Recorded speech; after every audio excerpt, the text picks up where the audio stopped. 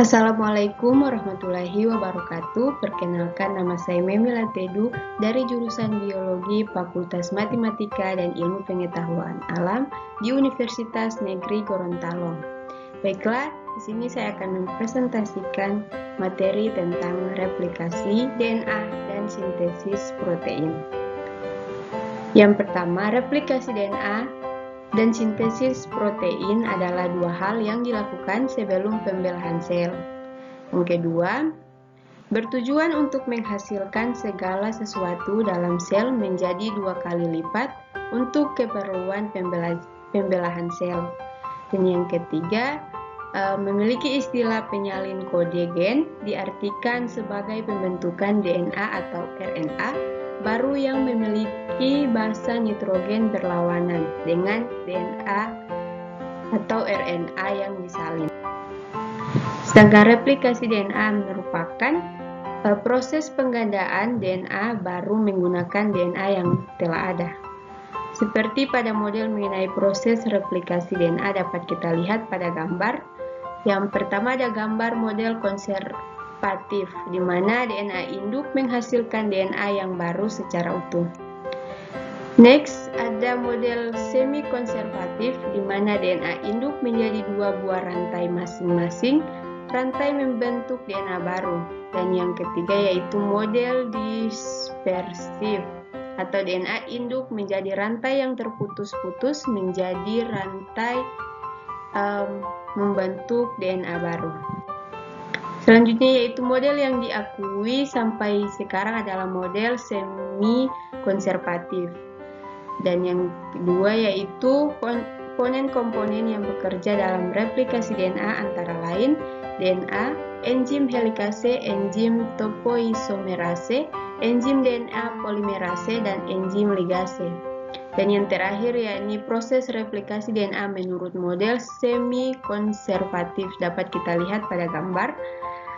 Di sini ada leading strands, helikase, DNA polimerase, lagging strands, ligase, dan lain-lain. Selanjutnya DNA yang akan direplikasi itu yang pertama diputus ikatan hidrogennya oleh helikase memenuhi aturan downstream, yaitu dari arah 3 ke 5 DNA awal. Dan yang kedua diluruskan oleh topoisomerase. Yang kedua yaitu DNA polimerase kemudian mulai membentuk salinan DNA baru dari titik promoter atau awal ke titik terminator atau akhir, di mana memenuhi aturan downstream. Dan yang pertama pada rantai berarah 3 atau ke 5, replikasi DNA berjalan kontinu atau tidak terputus. Sedangkan yang kedua, pada rantai berarah 5 ke 3, replikasi DNA berjalan. Selanjutnya, yaitu rantai yang mengalami lagging strands menghasilkan fragmen terputus-putus yang disebut fragmen Okazi. Dan yang terakhir, fragmen Okazi kemudian diperbaiki oleh ligase agar DNA baru dapat terbentuk seperti normal kembali. Nah, di sini selanjutnya ada sintesis protein, di mana merupakan proses pembentukan asam amino melalui kode gen yang dibuat DNA. Sedangkan pada tahap sintesis protein terdiri dari tahap transkripsi dan translasi, di mana transkripsi sendiri adalah pembentukan mRNA oleh DNA sensei di inti sel. Sedangkan translasi adalah penerjemahan mRNA oleh tRNA di ribosom. Berikut adalah tabel di mana di sini ada subtahap transkripsi dan translasi. Sedangkan subtahap di sini ada yang pertama inisiasi, di mana RNA polimerase di promoter dan tRNA di start codon. Yang kedua elongasi, di mana pembentukan mRNA oleh DNA sensei, kemudian penerjemahan kodon mRNA. Dan yang terakhir terminasi, di mana RNA polimerase di terminator, sedangkan tRNA di stop codon. Selanjutnya itu komponen-komponen yang bekerja dalam sintesis protein antara lain mRNA, RNAD, rRNA, tRNA, enzim RNA polimerase, enzim aminoasil tRNA sintestase, dan enzim peptidil transferase. Dan yang kedua itu proses transkripsi terjadi di inti sel, seperti yang kita lihat pada gambar. Selanjutnya yang pertama di mana mRNA dibuat dengan menyalin rantai DNA yang disebut DNA sense atau kodogen. Rantai DNA lawan yang tidak disalin disebut DNA antisense. Dan yang kedua, mRNA dibuat menggunakan RNA polimerase sehingga menghasilkan kodon. Dan kodon sendiri merupakan urutan basa nitrogen yang merupakan salinan DNA sense atau kodogen yang mengkode asam amino tertentu. Urutan basa nitrogen kodon sama dengan DNA antisense. Dan yang terakhir, asam amino dikode oleh triplet kodon, yaitu susunan 3 basa nitrogen yang menentukan jenis 20 asam amino berbeda. Dapat kita lihat pada gambar di samping.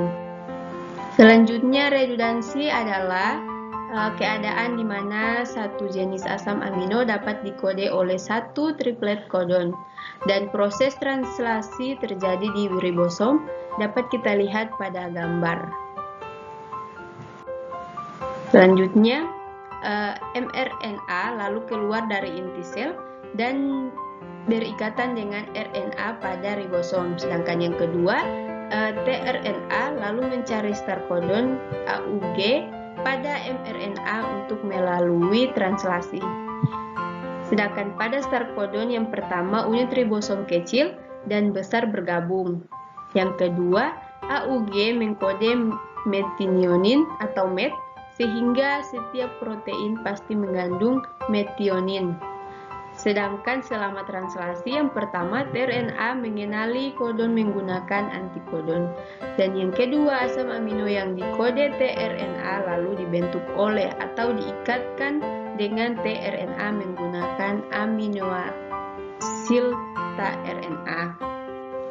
Selanjutnya yaitu yang ketiga, yaitu peptidil transferase mengikat asam amino yang dihasilkan tiap triplet kodon menjadi rantai pelipeptida.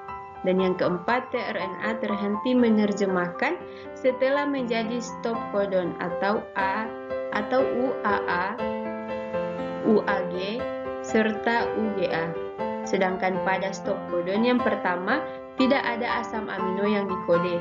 Dan yang kedua, mRNA, unit ribosom kecil dan besar, tRNA terpisah-pisah. Dan yang terakhir, rantai polipeptida lepas dari tRNA dan dibawa keluar ribosom dan dimodifikasi di badan Golgi untuk diubah menjadi protein struktural atau organel baru sebagai ekspresinya. Terima kasih. Itulah yang dapat saya sampaikan. Lebih dan kurangnya saya mohon maaf. Wabillahi taufiq wal hidayah. Wassalamualaikum warahmatullahi wabarakatuh.